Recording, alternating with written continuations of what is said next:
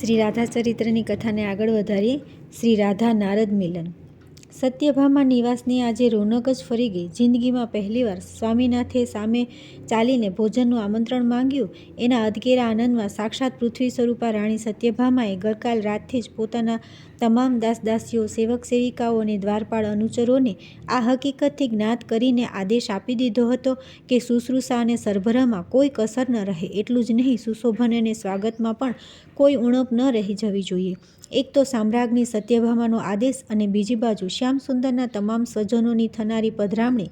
પછી તૈયારીઓમાં કંઈ કચાશ રહે ખરી? આખી રાત આ ભોજનોત્સવની જોરદાર તૈયારીઓ ચાલી. ખૂબ વહેલા ઉઠી ગયેલા રાણી સત્યભામા સૌને નિમંત્રણ આપવા પણ જાતે જ ગયા. પહેલું નિમંત્રણ પતિદેવને, પટરાણીને અને નારદજીને પાઠવીને તેઓ સાસુ સસરાના આવાસે ગયા. ત્યાંથી બલરામ ભવન પર જઈ રોહિણીમાં સુભદ્રાજી, રેવતીજી અને દાઉજીને આમંત્રણ આપી આવ્યા. પછી લક્ષ્મણા, સત્યા, ભદ્રા, મિત્રવિંદા, કાલિંદી અને જાંબુતીને નિમંત્રણ પાઠવીને તેઓ સ્વગૃહે પરત આવ્યા. ત્યારે રૂકમણી તો પોતાની ફરજના એક ભાગરૂપે ક્યારનાય આવીને તમામ વ્યવસ્થા નજરે નિહાળી ચૂક્યા હતા અને સત્યભામાની રાહ જોતા હતા. ભોજન સમારંભ ખૂબ ધૂમધામથી અને હર્ષોલ્લાસથી ઉજવાયો અને આમ રોજ રોજ પોતાનો સમગ્ર પુત્ર પરિવાર હળીમળીને એક રસોડે જમે છે એ નજરો-નજર નિહાળીને અત્યંત સંતૃપ્ત તથા પ્રસન્ન થઈ ગયેલા દેવકીજી, રોહિણીમાં અને વાસુદેવ મનોમન આશીર્વાદની વર્ષા વરસાવી રહ્યા.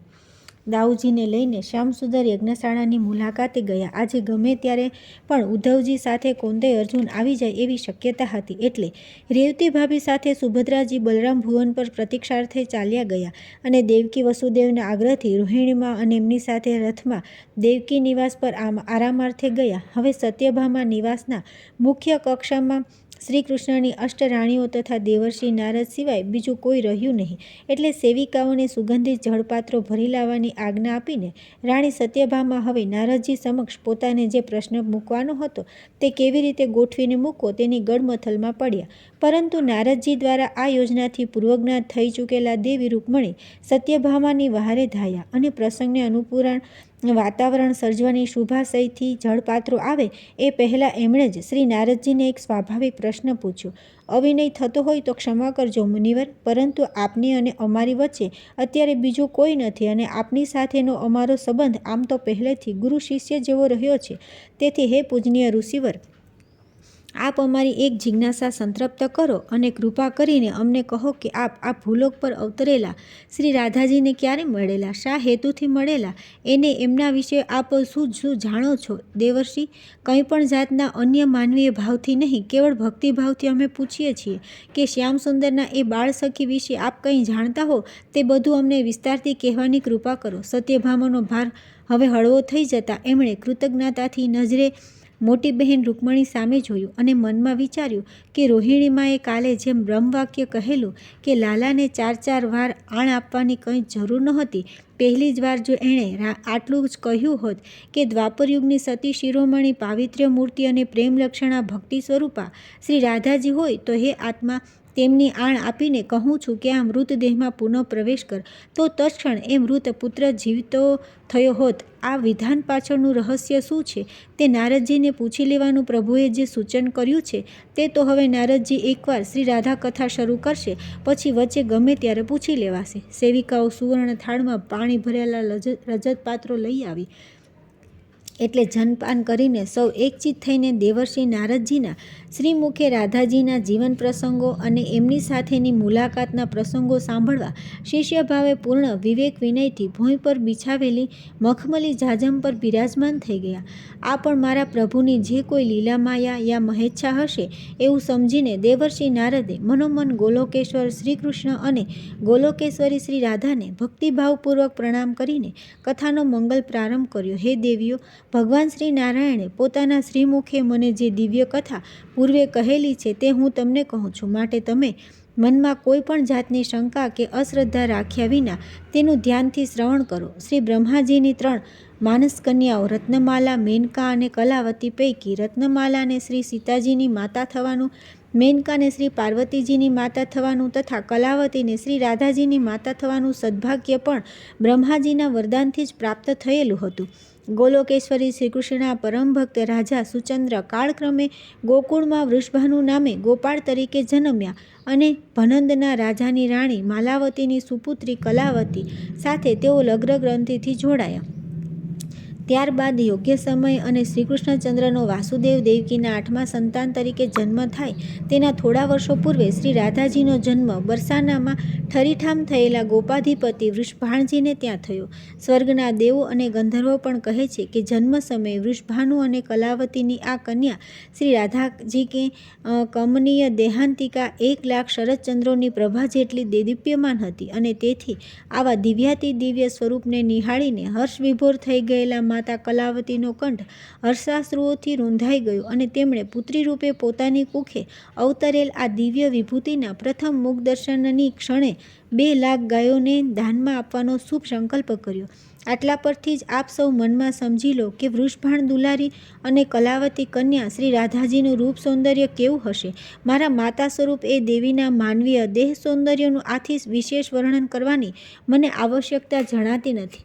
મારું અને શ્રી રાધાજીનું આ ભૂખંડ પર પ્રથમ મિલન ક્યાં, ક્યારે અને કેવા સંજોગોમાં થયું તેવું હવે હું તમને કહું છું, તે તમે શાંતિથી સાંભળો. આ ભૂખંડ પર ગોલોકેશ્વર દ્વિભુજ પ્રભુ શ્રી કૃષ્ણે કંસના કારાગારમાં દેવકીમાની કુખે જન્મ લીધો અને વસુદેવજી દ્વારા રાતોરાત નંદગાંવમાં નંદ યશોદાને ત્યાં એમને હેમખેમ બેસાડી દેવામાં આવ્યા એવા સમાચાર સ્વર્ગના દેવદૂતો દ્વારા મને પ્રાપ્ત થયા. ત્યારે વ્રજેન્દ્ર નંદન નંદનંદન બાલમુકુંદ શ્રી ગોપાલકૃષ્ણના નજરોનજર દર્શન કરવાની તીવ્ર અભિપ્સાથી હું નંદગાંવ ગયો અને મૈયા યશોદાજીના કર કમળમાં ઝૂલતા શ્યામસુંદરના બાળ સ્વરૂપના મેં મનભર દર્શન કર્યા.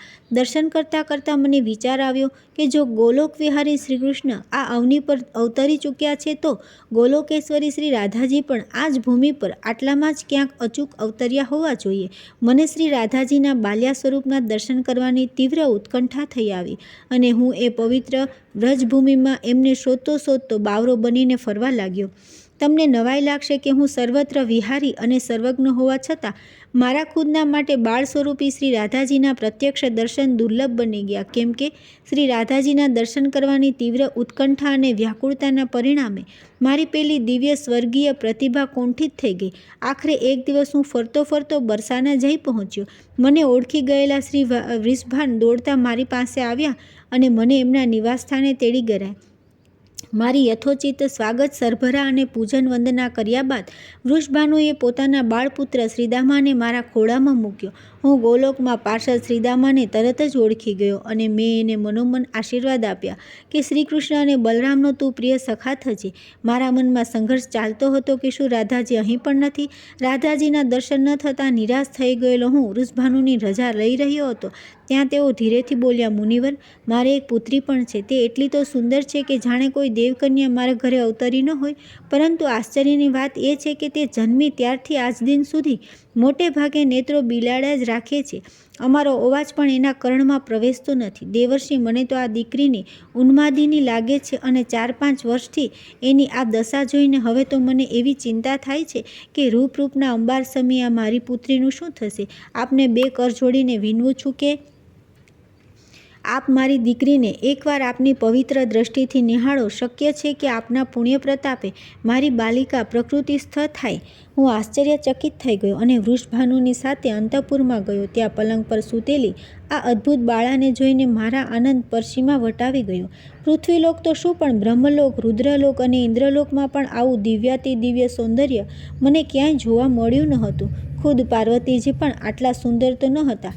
લક્ષ્મી, સરસ્વતી, કાંતા, વિદ્યા વગેરે સુંદરીઓ તો આ બાલિકાના મૂર્તિપુંજની છાયાની સરખામણીમાં પણ ન આવે. આવું અલૌકિક સ્વરૂપ સૌંદર્ય ગોલોકેશ્વરીમાં રાધિકા સિવાય બીજે ક્યાંય ન સંભવે. મારા અંતઃકરણમાં આનંદનો અતિરેક એટલી હદે ઉભરાયો કે હું દોડીને એ બાલિકા પાસે ગયો અને તરત જ તેને તેડીને મેં મારા અંકમાં લઈ લીધી. મને ખાતરી થઈ ગઈ કે મારી મનોકામના હવે પરિપૂર્ણ થઈ ગઈ. હું જેને શોધતો હતો તે દેવી હવે મારી નજર સન્મુખ છે, મારા ખોળામાં જ છે. તો પછી જો એમની મારા પર અમી દ્રષ્ટિ થાય નહીં તો મારો ફેરો અફળ જાય. મેં તો તરત જ ચિંતિત વૃષભાનુને કહી દીધું કે આપ એક થોડો સમય અંતઃપુરમાંથી બહાર જશો, મને એકાંતમાં મારી વિદ્યા અજમાવવા દેશો. ઈશ્વર કૃપા હશે તો આપની પુત્રીનો ઉન્માદ સમી જશે. વૃષભાનુ તો મને પગે લાગી અને બહાર નીકળી ગયા. એકાંત મળતા જ મેં તો શ્રી રાધા સહસ્ત્રનામ સ્તોત્રમનું સ્તવન પ્રારંભ કરી દીધું અને કહેવા માંડ્યું કે હે દેવી, આપના નિમિલિત નેત્રોમાંથી નિત્ય નવીન સુખવર્ષા થઈ રહી છે. હે મહાદેવી, આપ જ બ્રહ્મ છો, સચ્ચિદાનંદ બ્રહ્માની સંઘીની શક્તિ અને નિશુદ્ધ તત્વ પણ આપ જ છો. વિશુદ્ધ સત્વમયી એવા આપનામાં સંવિત શક્તિ, વિદ્યાત્મિકા, પરાશક્તિ અને જ્ઞાન શક્તિનો નિવાસ છે. આપ જ આહ્લાદિની શક્તિની ચરમસીમા રૂપ મહાભાવરૂપિણી છો. શ્રી કૃષ્ણની આનંદરૂપિણી શક્તિ પણ આપ જ છો. આપ જ એમના ગોલોકેશ્વરી, પ્રાણેશ્વરી અને હૃદયેશ્વરી છો. એમ સ્તવન જ્ઞાન કરતાં કરતાં મેં આ બાલિકાના કાનમાં ધીરેથી કહ્યું કે દેવી, મારા પ્રભુ ભગવાન શ્રી કૃષ્ણનો આ અવની પર અવતાર થઈ ચૂક્યો છે. નંદગાંવમાં નંદ યશોદાને ત્યાં એ પારણીએ ઝૂલી રહ્યા છે. હું એમના દર્શન કરીને જ આપની પાસે આવ્યો છું અને આટલા સમાચાર આપીને મેં શ્યામ સુંદરની વંદના કરતાં કરતાં એ બંનેના યુગલ સ્વરૂપની માનસિક આરાધના કરી મારી સ્વરચિત સ્તુતિ લલકારવા માંડી. જય રાધા માધવ, જય કુંજ બિહારી, જય ગોપીજન વલ્લભ, જય રાસ બિહારી, જય રાધે વૃષભાન દુલારી, જય જય જય વ્રજનંદન પ્યારી, જય યશોમતી નંદન, જય બાંકે બિહારી. અને આમ 3 વાર આ સ્તુતિ કરી તેની સાથે પ્રસન્ન થયેલા એ બાલિકા સ્વરૂપ શ્રી રાધાજીએ નયન ખોલીને મારી સામે જોયું અને મંદ મંદ હાસ્ય રેલાવ્યું. એ જ વખતે મારું સ્તવનગાન શ્રવણ કરીને વૃષભાનુ અને દેવી કલાવતી અંદર દોડી આવ્યા અને પોતાની પુત્રીને ખુલ્લી આંખે પુલકિત સ્થિતિમાં જોઈને એટલા આનંદમાં આવી ગયા કે ન પૂછો વાત. મારો હૃદયપૂર્વક આભાર માની રહેલા એ પુણ્યશાળી દંપતીને મેં ખૂબ પ્રેમથી ને લાડથી આપની દીકરીનું જતન કરજો એમ કહ્યું અને નારાયણ નારાયણ ગાન કરતો હું ત્યાંથી નીકળી ગયો. હવે છેલ્લે હું શ્રી રાધાને ક્યારે મળ્યો તે એક એવો પ્રસંગ છે જે પ્રસંગ નજરે નિહાળીને હું કેવળ એકલો જ નહીં, સ્વર્ગના તમામ દેવદેવીઓ પણ પ્રભાવિત થઈ ગયા હતા અને સૌએ ત્યારે આકાશમાંથી દિવ્ય પુષ્પોની વર્ષા કરી હતી. આ પ્રસંગ વૃંદાવનમાં બન્યો હતો અને ત્યારે તો શ્યામ સુંદર ખાસ્સા મોટા થઈ ગયા હતા. એટલું જ નહીં, દેવિકા રાધિકા સાથે દિવ્ય પ્રેમથી એકાકાર થઈ જઈને અનેક લીલાઓ કર્યા બાદ હવે ટૂંક સમયમાં સદાના માટે વ્રજભૂમિનો ત્યાગ કરવાની માનસિક તૈયારીઓ કરી રહ્યા હતા. પરંતુ વ્રજ છોડીને જતા પહેલાં છેલ્લે એક એવી દિવ્ય લીલા કરવાની પ્રભુને ફરજ પડી હતી. જો આ લીલા ન કરી હોત તો સમગ્ર વ્રજભૂમિના ગોપાંગનાઓને શ્રી રાધાજીના સાચા સ્વરૂપનો, એમની પવિત્રતાનો, એમની શ્રીકૃષ્ણ પ્રત્યે અસીમ ભક્તિનો અને મહાન સતીત્વનો પ્રત્યક્ષ પુરાવો ન જ સાંપડ્યો હોત. નારદજીએ જ્યાં એટલું કહ્યું ત્યાં તો સત્યભામા સહિત તમામ રાણીઓના મનમાં જે જિજ્ઞાસા ગઈકાલથી જાગૃત થઈ ચૂકી હતી તે સંતપ્ત થવાની આશા બંધાતા દેવી સત્યભામાએ મુનિવરને વંદના કરીને વિજ્ઞપ્તિ કરી કે આપ જરા મિષ્ટ રસનું પાન કરો અને પછી આ ઘટના કહો. દેવર્ષિ બોલીને આપ થાકી ગયા હશો. અને તરત જ મધુરાસવનો પ્રબંધ થઈ ગયો અને સૌએ તેનું પાન કરી લીધું. અને પછી નારદજીએ આ દિવ્ય પ્રસંગનું કથન શરૂ કર્યું. યોગમાયા દ્વારા આયોજિત પૂર્વ યોજના મુજબ શ્રી રાધાજી અને શ્રી કૃષ્ણની સાથે સાથે ગોલોકના પણ ઘણા ખરા દિવ્યાત્માઓ ગોપાંગના રૂપે વ્રજમાં અવતર્યા હતા અને તેથી એ સૌના મનોરંજન અર્થે અને ખાસ કરીને તો રાધાજીના મનને અનેકવિધ સ્મરણાનંદથી ભરી દેવા માટે નટવર નાગર શ્રી ગિરધર ગોપાલે રાસલીલાથી માંડીને બીજી કેટલીય દિવ્ય લીલાઓની રમઝટ બોલાવી દીધી હતી. કેમ કે પ્રભુ જાણતા હતા કે શ્રીદામાના શાપાનુસાર દેવી રાધિકાને પછી તો 100 વર્ષનો કૃષ્ણ વિયોગ આ અવતારમાં વેઠવાનો છે. એટલે મિલનના આ દિવસોની પળેપળનો મહત્તમ ઉપયોગ કરી લઈને શ્યામ સુંદર શ્રી રાધાજીને અનેક પ્રકારે લાડ લડાવી રહ્યા હતા. હવે શ્યામ સુંદર તો નંદબાબાના દુલારા હતા અને નંદબાબા તો વ્રજભૂમિના ગોપ નેતા. તેથી એમના લાલા કનૈયાને કોઈ પણ પ્રકારના વર્તન વ્યવહારની વિરુદ્ધ બોલવાની કે ફરિયાદ કરવાની ગોપ સમુદાયમાં કોઈની હિંમત ન હતી. પરંતુ વૃષભાન દુલારી શ્રી રાધાજીના શ્યામ સુંદર સાથેના વધુ પડતા અનુરાગની જાહેરમાં અનેક ટીકાઓ થવા માંડી. શ્રી રાધા માધવ વચ્ચેના સંબંધોને કેવળ લૌકિક સમજી લઈને કેટલા ઈર્ષાળુ વ્રજવાસીઓએ ગમે તેમ બોલવા માંડ્યું હતું. એમાં પહેલાં કાલિય દમનના પ્રસંગે તો બળતામાં ઘી ઉમ્યું. બન્યું એવું કે કનૈયાએ દડો લેવા માટે માટે યમુનાના ધરામાં પડતું મૂક્યું છે. એ સમાચાર જેવા ગામમાં આવ્યા કે સૌની આઘાતજનક અસર શ્રી રાધા પર થઈ. બીજા બધા તો યમુના કિનારે એકઠા થઈને રડતા કકડતા હતા, પરંતુ રાધાજી તો કનૈયા પાછળ યમુનાજીમાં કૂદી પડવાની તૈયારી કરતા હતા. એમની સખીઓએ એમને બળજબરીથી પકડી રાખ્યા હતા. એમની માતાએ અને અન્ય કુટુંબીજનોએ એમને પ્રાણે ખેંચીને ઘરે લઈ જવા માંડ્યા. ત્યારે શ્રીકૃષ્ણના વિયોગમાં એ પ્રેમ દીવાની રાધાજી મૂર્છિત પામીને યમુના કિનારે બેહોશ થઈ ગયા. આ ઘટના બન્યા પછી તો લોકનિંદાએ માઝા મૂકી અને વ્રજભૂમિના કેટલાક રૂઢિચુસ્ત નરનારીઓએ વાતનું વતેસર કરીને હવે રોજ રોજ છડેચોક એમના સંબંધો વિશે આડેધડ બોલવા માંડ્યું. આ ટીકાકારો પૈકી બે વ્રજનારીઓનું સ્થાન આગળ પડતું હતું, કેમ કે એમને રાધાશ્યામનું આ રોજ રોજનું મિલન, નિકુંજ વિહાર અને રાસલીલા જોયા જતા ન હતા. એમના મનમાં કદાચ એવો છૂપો ડર પણ હતો કે વ્રજના તરુણ તરુણી અને પ્રૌઢ નરનારી જો રાધા માધવ તરફ ખેંચાઈ જશે, એમના અનુયાયી અને આસક્ત બની જશે, તો એમનો ખુદનો જમાવેલો પ્રભાવ અને પ્રતિષ્ઠા ઘટી જશે. આ બે વ્રજાંગનાઓ પૈકી એક યુવાન સ્ત્રી હતી જે પોતાને સતી શિરોમણી અને પવિત્રતાની મૂર્તિ સમજતી હતી, જ્યારે બીજી પ્રૌઢ સ્ત્રી તો એવું અભિમાન હતું કે મનસા વાચા કર્મણા પોતે આજીવન નિષ્પાપ છે અને પ્રભુની એટલી મહાન ભક્તાણી છે કે અંતકાળે એને તેડવા માટે વૈકુંઠમાંથી વિમાન જ આવશે. આ બંને અભિમાની અને ઘમંડી વ્રજનારીઓનું પોતાનું એક આગવું વર્તુળ હતું, જેના પીઠબળથી આ બંને સ્ત્રીઓ રાધાજીને યેન કેન પ્રકારે બદનામ કરવામાં જ પોતાનો સમય વ્યતીત કરતી હતી. એક સતીત્વનો અંચળો ઓઢીને તો બીજી ભક્તિનો ભેગ ધરીને વ્રજમાં ઉન્નત મસ્તકે છાતી ફૂલાવીને સગર્વ ફરતી હતી અને વાત વાતમાં હાય હાય આ શું થવા બેઠું છે, વૃષભારની છોરીએ તો લાજ શરમ નેવે મૂકી દીધી છે, પોતાના કુળની ખાનદાની પર કાળું કલંક લગાવવા માંડી છે, એમ બોલીને પોતાની હૈયાવરાળ અને બળાપો ઠાલવ્યા કરતી હતી. શ્રી રાધાજીની પ્રત્યેક ચેષ્ટામાં, વિનોદમાં ને વર્તનમાં તેમને તો બસ સતીત્વનો અને ચારિત્ર્યનો ભંગ થઈ રહ્યો હોવાથી જ પ્રતીતિ થતી હતી કે તેઓ હવે તો ડગલે ને પગલે શ્રી રાધિકાજીની નિર્દોષતા, નિખાલસતા અને પવિત્રતા પર પણ શંકા ઉઠાવતી હતી અને પોતાના લૌકિક માનવીય માપદંડથી પ્રિયા પ્રીતમને માપી રહી હતી. પોતાના કાટલે દેવી રાધિકાના ચારિત્ર્યને તોડી રહેલા આ નરનારીઓને ખબર ન હતી કે કિશોરીજી ભાનુનંદિની શ્રી રાધાની સત્તા હેઠળ જ જગતના ભૂત ભવિષ્ય અને વર્તમાનનું સમસ્ત સતીત્વ અને પાવિત્ર્ય અવલંબિત હતું. અને એ બિચારાને આ સૃષ્ટિ રહસ્યની ગેબી ઘટના સમજાય પણ શી રીતે, કેમ કે ખુદ વિશ્વનિયંતા શ્રીકૃષ્ણની જ લીલાસૂત્ર ધારીણી, વિશ્વ ઘટના ચક્રની ચાલક શ્રી યોગમાયા એમને આ રહસ્ય જાણવા જ ન દે ને? તેઓ બધા જો પ્રિયાજી રાધાનું મૂળ દિવ્ય સ્વરૂપ જાણી લે તો પછી શ્રી યોગમાયા આયોજિત આ લીલા માધુર્યનો વિસ્તૃત આવિર્ભાવ થાય શી રીતે?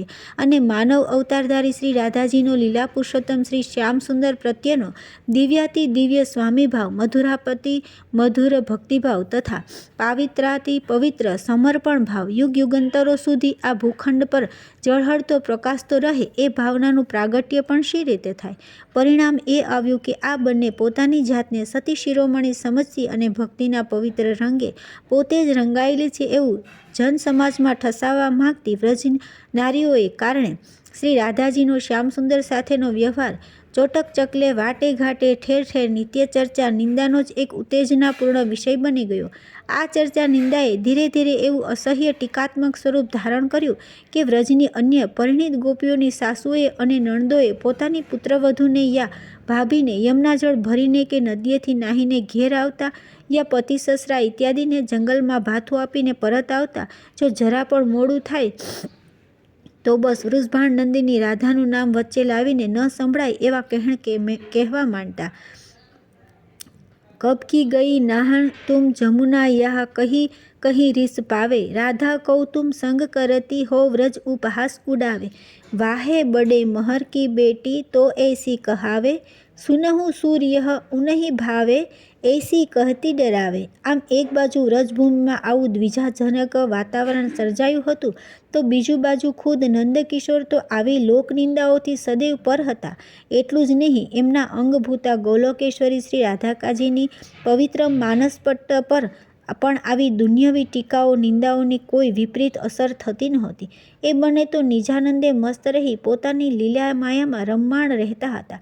એ બંને દિવ્યાત્મા તો પોતાની જ રીતે જીવતા હતા, છડે ચોકે નિર્ભયતાથી મળતા હતા, એકબીજામાં ચક્રવાકીની જેમ ખોવાઈ જતા હતા, પોતાનો દિવ્ય પ્રેમાનંદ નિર્વ્યાજ લૂંટાવતા હતા અને માનવ અવતાર ધારણ કરીને ઉચ્ચ કોટીના પ્રણયનો જે ત્યાગ, જે આદર્શ પ્રસ્થાપિત કરવો હતો તે દિશામાં ધીરે ધીરે આગળ વધતા હતા.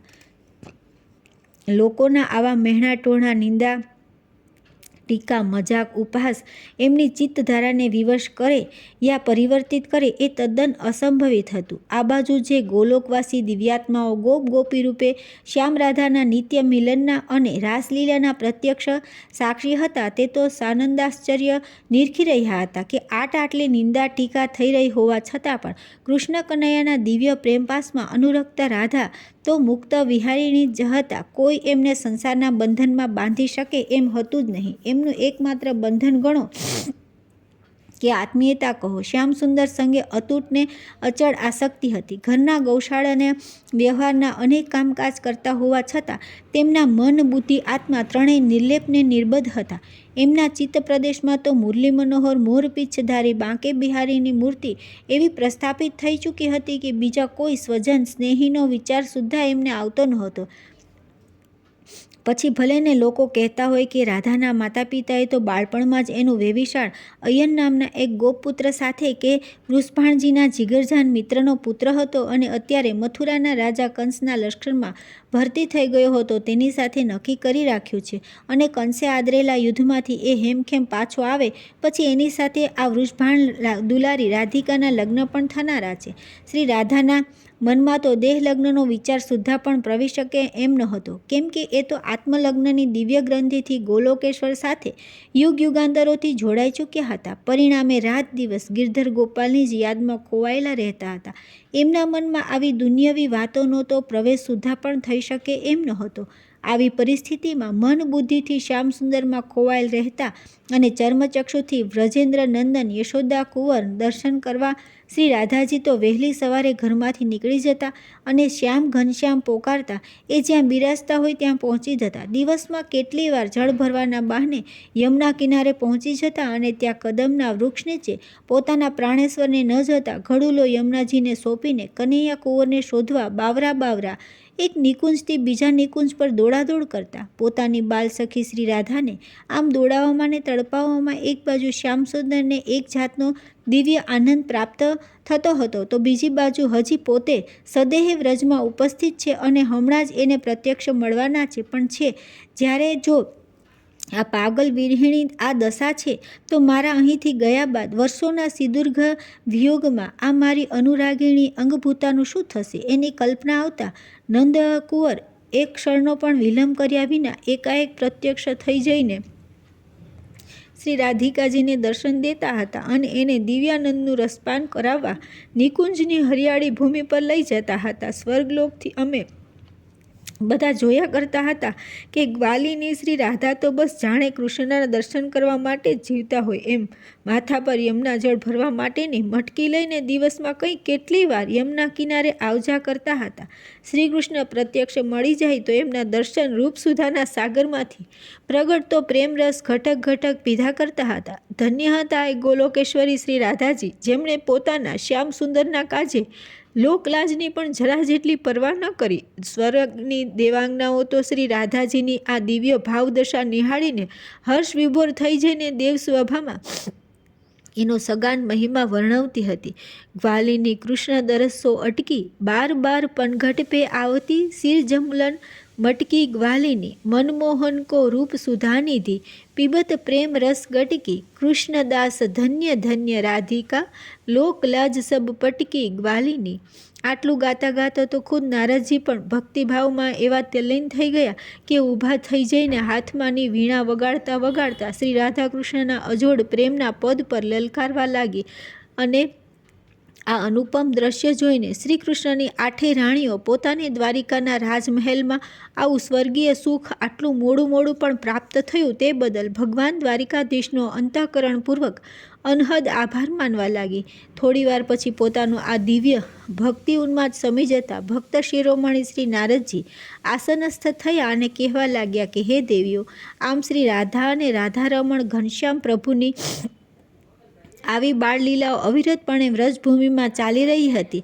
જેમ જેમ સમય પસાર થતો ગયો અને એમની વચ્ચેનો દિવ્ય પ્રણય સંબંધ વધુને વધુ પુષ્ટ થતો ગયો, તેમ તેમ પેલી બે ઈર્ષાખોર વ્રજ સુંદરીઓની ચળવળથી લોકનિંદાએ પણ માઝા મુકાવા માંડી. હવે તો ઈર્ષાળુ અને વિઘ્ન સંતોષી લોકો જેમ ફાવે તેમ બોલવા લાગ્યા.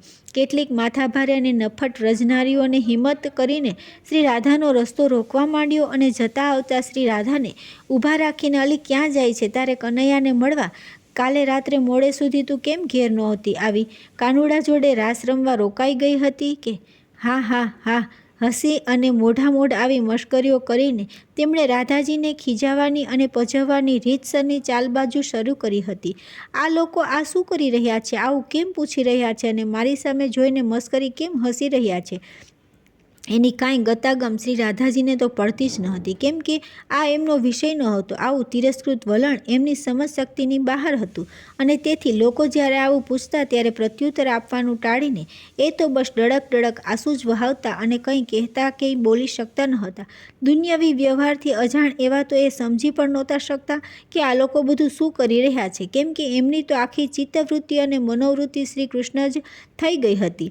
પરંતુ એ બંને શ્યામ અને રાધા ભલે આવો નિર્લેપ અને નિષ્પક્ષપાતી વ્યવહાર કરીને લોકનિંદા પ્રત્યે આંખ આડા કાન કરી રહ્યા હોય, પરંતુ નિકુંજ અધિષ્ઠાત્રી વૃંદાવની દેવી અને પતિત પાવની વૃંદાવન વિહારિણી શ્રી યમુના દેવીની ધીરજ ખૂટી ગઈ. એમની લાડલી શ્રી રાધાજી પ્રત્યે વ્રજવાસીઓની આવી ક્રૂર મજાક, નિંદા, અપમાન અને આક્ષેપોથી તેઓ બંને અકળાઈ ગયા અને આક્રંદ કરી ઉઠ્યા.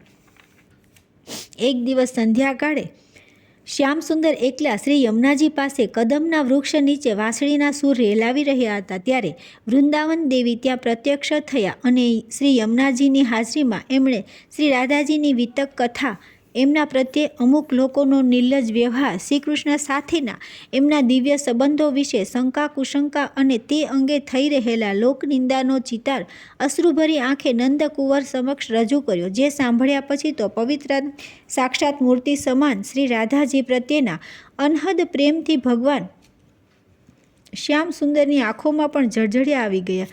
યમુનાજીને અને વૃંદાદેવીએ પોતાની ફરજ બજાવી દીધી અને જે કહેવું હતું તે બધું કહી દીધા પછી અંતે એટલી શિખામણ આપવાની હિંમત કરી કે રામાવતારમાં આપે કેટલી બધી મર્યાદાઓ પાળી તો એ લોકાપવાદે એનો ભાવ ભજવ્યો જ, અને હવે કૃષ્ણાવતારમાં આપ સાવ મર્યાદાલોપી વર્તન કરીને જો માનવ સમુદાય વચ્ચે જીવશો તો આ વખતે પણ લોકાપવાદ તો નડવાનો જ. આપને આમાં કંઈ વાંધો આવવાનો નથી, કેમ કે આપ તો નિર્ગુણ નિરાકારના નિર્વિકાર છો. પરંતુ અમારી લાડલીને તો સીતાવતારમાં પણ આખી જિંદગી દુઃખમાં ગાળવી પડી ને આ રાધાવતારમાં પણ શું એને લોકનિંદાના ઝેર પચાવીને જ તમારે જીવતી જલાવી દેવી છે? કંઈક તો વિચારો પ્રભુ. અતિ સર્વત્ર વર્જયેત એ તો આપનું જ આપેલું સૂત્ર છે.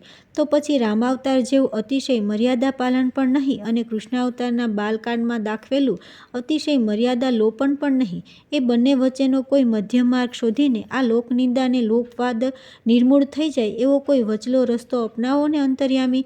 યમુના વૃંદા તો સંકોચ સાથે વિવેકથી આવું કંઈક કહેતા કહેતા આંસુ સારી રહ્યા હતા, ત્યારે શ્રીકૃષ્ણના હૃદયમાં તો કંઈક બીજું ધમસાણ ચાલી રહ્યું હતું.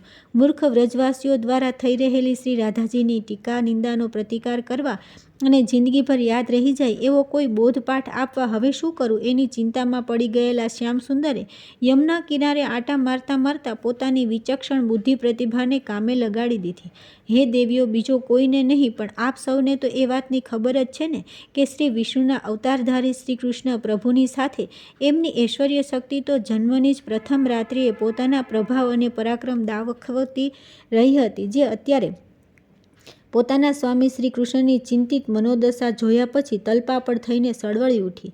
બીજી બાજુ પ્રભુની સાથે પડછાયાની જેમ વિચરતી ને વિહરતી મહાશક્તિશાળી શ્રી યોગમાયાએ પણ જાણી લીધું કે હવે બાળલીલાનું દ્રશ્ય યા સ્વરૂપ બદલવાનો સમય પાકી ગયો છે અને લીલા પુરુષોત્તમ શ્રી કૃષ્ણ હવે કોઈ એવી દિવ્ય લીલા ભજવવા ઈચ્છે છે કે નજરે નજર જોયા બાદ દ્વાપર યુગમાં જ નહીં, જન્મ જન્માંતર સુધી આ લીલા જો કોઈ સાંભળે તે ગંગા સમાન પવિત્ર શ્રી રાધાજીના ચારિત્ર પર ગૌરવ ધરશે. એટલું જ નહીં, આર્યાવર્તની તમામ પરિણીત સતી સ્ત્રીઓના સતીત્વને પણ ટપી જાય એવા શ્યામ સુંદર સાથેના દેહલગ્નથી અપરિણીત છતાં સ્નેહલગ્નથી પરિણીત સ્ત્રી તરીકેના અખંડ સતીત્વ પર આંગળી તો શું, ઈશારો કે વિચાર સુદ્ધા પણ કરવાની હિંમત નહીં કરી શકે. અને પ્રભુએ જ્યાં મનમાં આવો સંકલ્પ જ કર્યો ત્યાં તો સદાય એમની ઈચ્છાને વશ વર્તતી યોગમાયાએ પોતાનો ઐશ્વર્યયુક્ત પ્રભાવ પ્રસરાવી દીધો અને પછી બીજા દિવસે બપોરના સમયે નંદ યશોદાની વિશાળ ગૌશાળાના પ્રાંગણમાં કંઈક અણધાર્યું ને અકલ્પ્ય બની ગયું. અને હાય હાય, મારા લાલાને આ શું થઈ ગયું? અરે કોઈ દોડો, બચાવો! એમ ચીસાચીસ કરતા યશોદા મૈયાએ પોતાના રસોડામાંથી ગૌશાળા ભણી દોટ મૂકી. એમની ચીસો બૂમો સાંભળીને ચમકી ગયેલા નંદબાબા પણ ફાફડા એ તરફ દોડ્યા અને એમની પાછળ પાછળ ત્યાં હાજર હતા તે તમામ ગોપ ગોવાળોને સર્વ ગોપીઓ પણ દોડતી ઘટના સ્થળે જઈ પહોંચી. કોઈ ગોપબાલ દોડતો આવીને યશોદામાને કહી ગયો હતો કે એમનો લાડીલો કનૈયો રમતા રમતા અચાનક બેહોશ થઈને ઢળી પડ્યો છે અને એના હાથ પગ ખેંચાઈ રહ્યા છે. સૌએ જોયું તો ગૌશાળાની આગળ નંદકુંવર મૂર્છિત થઈને ચત્તાપાટ પડ્યા હતા. મા યશોદાથી પોતાના લાડીલા કન્યાની આ સ્થિતિ જોઈ ન ગઈ અને એ તો ચીસ પાડીને એની પાસે ફસડાઈ પડ્યા. રડતા કકડતા એમણે લાલાનું મસ્તક પોતાના ખોળામાં લઈ લીધું અને પછી કારમું કલ્પાંત કરવા માંડ્યું. નંદબાબાએ કાંઈ અન્ય કોઈ પણ પૂછે એ પહેલાં તો દાઉ બલરામ કે જે અન્ય ગોપ બાળકો સાથે કન્યાયાની સાથે આ સ્થળે થોડીવાર પહેલાં ગેડી દોડો રમતા હતા તેમણે રડમસ અવાજે કહેવા માંડ્યું, બાબા, અમે કોઈએ કાંઈ નથી કર્યું. નથી એને દડો વાગ્યો કે નથી એ દડા પાછળ દોડતા દોડતા પડી ગયો. એ તો ખભે ગેડી મૂકીને શાંતિથી અહીં છાયડામાં ઊભો જ રહ્યો હતો ને એકાએક શું થયું કે ચીસ પાડીને ભોંય પર પટકાયો અને ભાન ગુમાવી બેઠો. આમાં અમારો કોઈનો જરા પણ વાંક નથી. પરંતુ નંદ યશોદાને તો અત્યારે આમાંનું કંઈ પણ સાંભળવાય ક્યાં હોશ હતા. માતા છાતી ફાટ રુદન કરતી હતી અને બાબા તો ફાટી આંખે પોતાના પ્રાણ પ્યારા કાનુડાની આ કરુણ હાલત નિરખી રહ્યા હતા. કેટલીક અનુભવી વૃદ્ધ ગોપોએ નંદબાબાના હુકમની રાહ જોયા વિના ચારે બાજુ માણસો દોડાવ્યા હતા.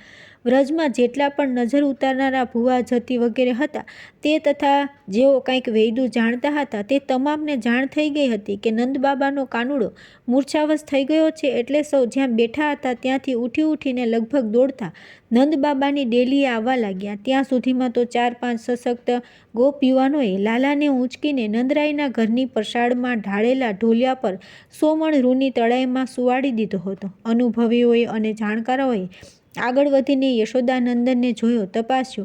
આવા પ્રસંગોમાં સામાન્ય રીતે જે ઘરગથ્થુ ઉપાયો અજમાવવામાં આવતા હોય છે તેની અજમાયશ શરૂ કરી. કોઈએ નજર ઉતારી તો કોઈએ નજરને થાળીમાં બાંધી, કોઈએ માથેથી પાણી ભરેલ લોટો સત્વાર ઉતારીને કૂતરાની ચાટમાં રેડ્યો તો કોઈએ સાવરણી લઈને માથાથી પગ સુધી 7 વાર ફેરવીને ઊંઝાણમાં નાખી. કોઈએ મંત્રેલો કાળો દોરો જમણા હાથે બાંધ્યો તો કોઈએ તાવીજ બનાવીને ગળામાં પહેરાવ્યું. કોઈએ જાત જાતની જડીબુટ્ટીઓ નાકમાં સૂંઘાડી તો કોઈએ નંદબાબાની પાવડી લાવીને નાકે ઘરી.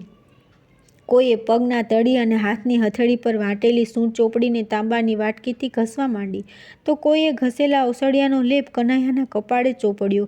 કોઈએ દૂધ ઘીની બાધા રાખી તો કોઈએ દેવદેવી આગળ શ્રીફળ રમતા મૂકવાની માનતાઓ માની. પરંતુ કેમેય કરીને નંદ દુલારો ભાનમાં ન આવ્યો તે ન જ આવ્યો. હે દેવીઓ, આપ તો જાણો છો કે જે ખરેખર બેભાન હોય તેને તો કંઈ ને કઈ રીતે ભાનમાં લાવી શકાય, પરંતુ જે સંપૂર્ણ ભાનમાં હોય અને જગનિંદા સામે જંગે ચડી જાણી જોઈને બેભાન થવાની લીલા આચરી હોય એવા નટખટ નંદકુંવર તો કોઈ લાખ ઉપાય કરે તો પણ જ્યારે ભાનમાં આવવું હોય ત્યારે જ આવે ને.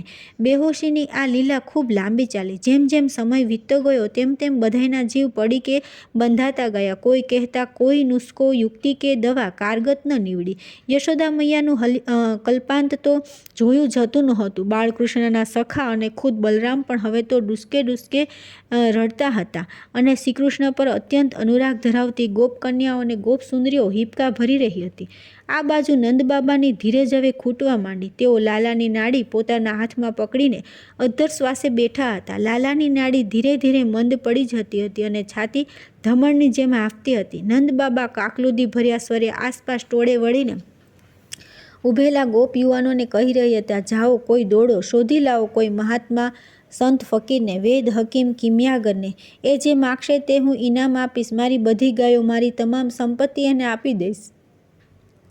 કોઈ મારા કનૈયાને સાજો કરો. અને એમની આ વેદનાભરી ઘોષણા સાંભળીને કંઈક ગોપ યુવાનો મારતા ઘોડે આવી કોઈ સિદ્ધ પુરુષની શોધમાં ચારે દિશામાં ઉપડી ગયા, પરંતુ જે ગયા એમાંનું કોઈ પાછું આવતું ન હતું. અને આ તરફ લાલાએ તો પોતાની આ દિવ્ય લીલાને ચરમસીમાએ પહોંચાડવા મરણ ઘરેડો બોલાવવાનો પણ શરૂ કરી દીધો, જેને પરિણામે ચારે બાજુ રોકકડ થઈ રહી હતી. એવામાં એક ગોપી દોડતી આવી અને નંદબાબાને કહેવા લાગી, બાબા બાબા, યમુના કિનારે કદમના વૃક્ષ નીચે હમણાં જ હું એક નવજુવાન સંન્યાસીને જોઈ આવી છું. આહા, શું એમના લલાટનું તેજ છે ને શી ભવ્ય છે એમની દેહાકૃતિ!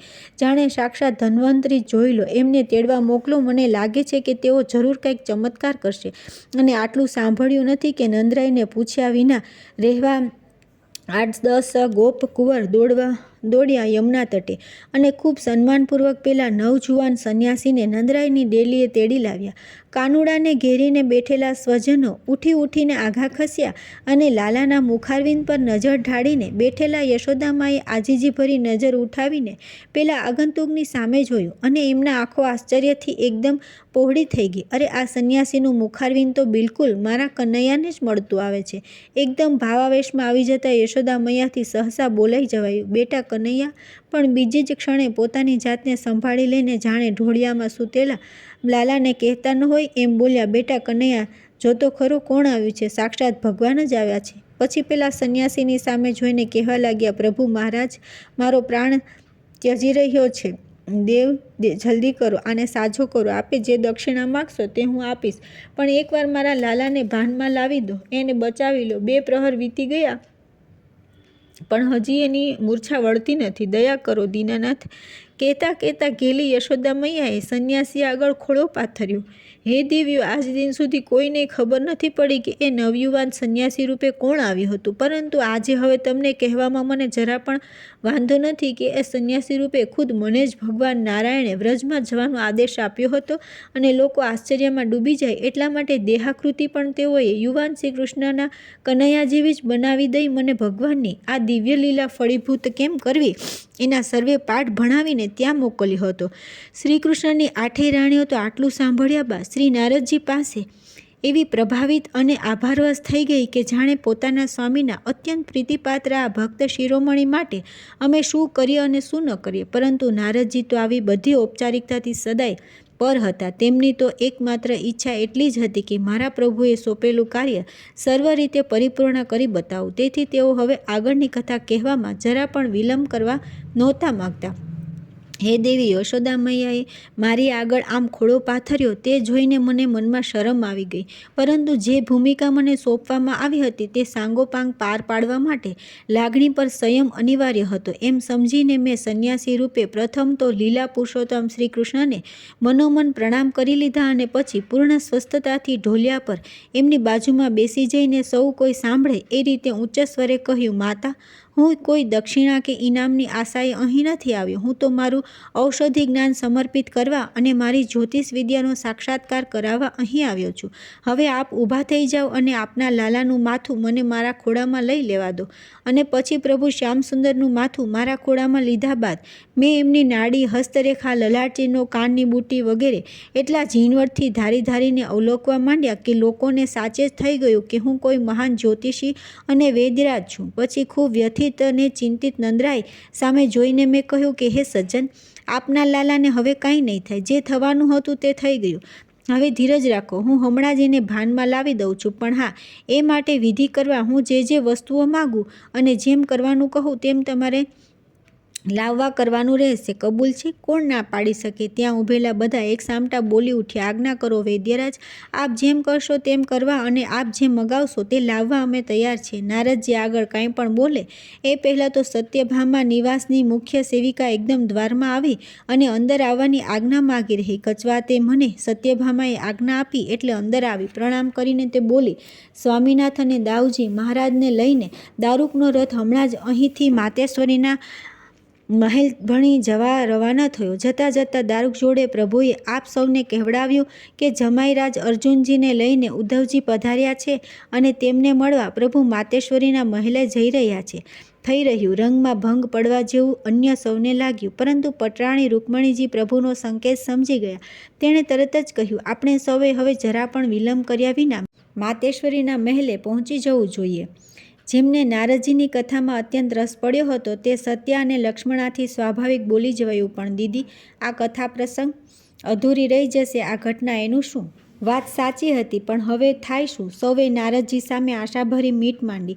નારદજીને થયું કે આ પ્રસંગ તો પૂરો કરવો જ રહ્યો, પણ અત્યારે નહીં. હવે રાતે એમણે ઉઠતા ઉઠતા કહ્યું, તમે ચિંતા ન કરશો, હમણાં તમે સૌ ત્યાં જાઓ, હું પણ અતિથિ ગૃહે જઈને થોડો સ્વસ્થ થાઉં. મને લાગે છે કે આજે રાત્રે ભગવાનના શયનકક્ષમાં તો કૌંતેય, અર્જુનજી અને ઉદ્ધવજી સાથે પ્રભુ મોડે સુધી ચર્ચા વિચારણા અને વાર્તાલાપ કરશે, જેમાં આપણી હાજરીની કોઈ અનિવાર્યતા નથી. તો એમ કરીએ કે રાત્રિનો બીજા પ્રહર શરૂ થાય એ પહેલાં ફરી આપણે સૌ દેવી સત્યભાના મહેલે ભેગા થઈએ.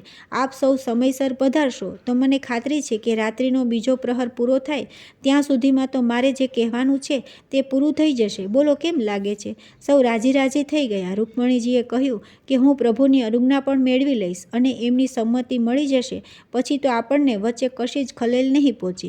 આપણે પહેલાં ત્યાં જઈ આવીએ અને પછી સંધ્યા આરતી અને સેવા પૂજા બાદ રાત્રિ ભોજન આદિથી પરવારીને સૌ ઝડપથી અહીં આવી જઈએ. પધારો મુનિવર, હું આપને અતિથિ ગૃહે પહોંચાડી આવું. ત્યાં સુધીમાં આ સૌ પણ તૈયાર થઈને મારા નિવાસ સ્થાને આવી જશે.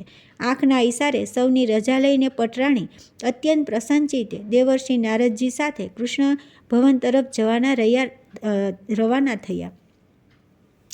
નારદજી ગદગદ થયા, હૃદયાનંદ અમાપ, શ્રી રાધા દર્શન મિલન સુલભ આપોઆપ. ઋષિગણ જેને પામવા જપે અહર્નિશ જાપ, તે હરિ પોઢ્યા અંકમાં ભક્તિ પુણ્ય પ્રતાપ. રાધે રાધે.